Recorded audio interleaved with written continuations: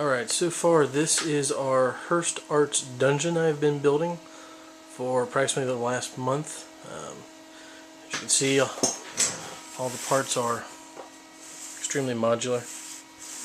Actually, if you look in there, you can see a little bit of the detail. Look in this case. If I can get it to focus, some of the slime coming out of the sewer pipe.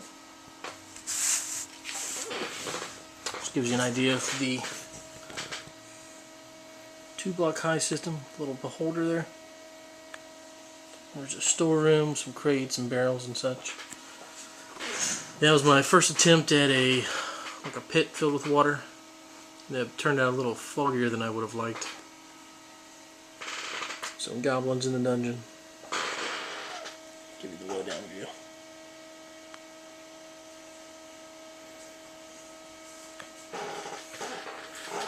Here's a picture with a standard 28 Fantasy Mini Little Wizard. I actually decided to only do 2 blocks high in the classic Hirst Arts blocks. I did play around a little bit with the 3-block setup, but with the way that the swords and weapons and a lot of the minis are, the swords that would have hit the walls in a lot of areas. Give you a close up of some of the flooring. Just another glob of slime coming out of some of the sewer pipes and a couple of them coming up through the floor. Shows you how some of the pieces come apart.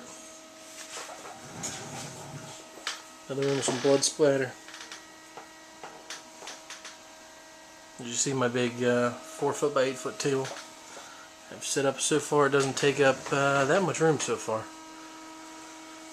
Hopefully here within the next couple of weeks I can, if I continue casting the level we are right now, we should have about 3 times the amount of dungeon. So, give you an idea. Just a little encounter there with a little group of goblins going down the hallway. And lo and behold, a beholder is giving them the orders. My first attempt at a portcullis. Of course, over here we have my first attempt at a temple room, like some kind of demonic little statues on the wall. You can really see the detail on there. Now it's kind of hard to see the detail on this video camcorder. Yeah, like I said, so far this is approximately, if I had to guess, somewhere around about 40, maybe 50 casts on the Hirst Arts molds. The pieces themselves, as you can tell, fairly sturdy. It's made out of plaster of Paris. Then actually they're put on foam board or glued down, then dry brushed and clear coated with a clear matte, which I don't remember the number off the top of my head. It's a Krylon matte finish. And then some of the pieces here are a little bit longer than others. You can see the slime coming from the sewer on that one there. A little bit of slime coming from the top.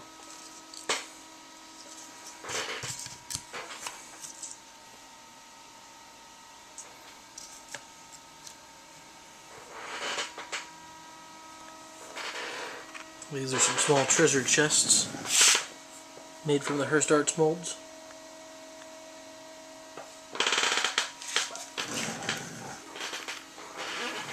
There's some of my piles of gold. Some more miniature beholder goodness. Some grain sacks, some little wooden odds and ends. But so far my modular dungeon has consisted pretty much of 5 major groups of parts. We have small rooms. We have corner pieces. Pretty simple. I try to keep them as square as possible. I did find that if you make them too square, they tend not to look very realistic, especially in a kind of a dungeon setting. You know, you think things have settled over time and things have kind of got bent out of shape. Then we have the 4-way intersection room, which actually I need to make a couple more of those. Then we have an enclosed corner, kind of to round out corner pieces for hallways and such. And it gives you a pretty good view of the slime coming out of the sewer pipe there. And as far as the hallway pieces, we have several different sizes. This is one of the small small hallway. Shows you another small room. That's the one with the blood splatter on the wall. Trying something a little different. So we have a little bit longer size hallway. You see the difference in those two. And then if I put to the extremely large hallway next to the smaller one, you see the difference in size. So this one's basically two of the very smallest ones put together. I got some more corner pieces. Flat piece for joining groups of rooms together, or corner pieces. And here's actually something I did a little interesting. That's actually like a candelabra. I plan on trying to find some kind of small gemstone to put on there, just to make it look like there's something on a pedestal, like some kind of gem or crystal ball. And of course we got some small little doors, some blood splatter on it, some more hallway pieces, my portcullis, which didn't quite turn out the way I wanted it to. So yeah, that's what I got so far. If you guys have any questions or any suggestions, especially on rooms that you guys think would really benefit my dungeon, feel free to tell me. Thanks.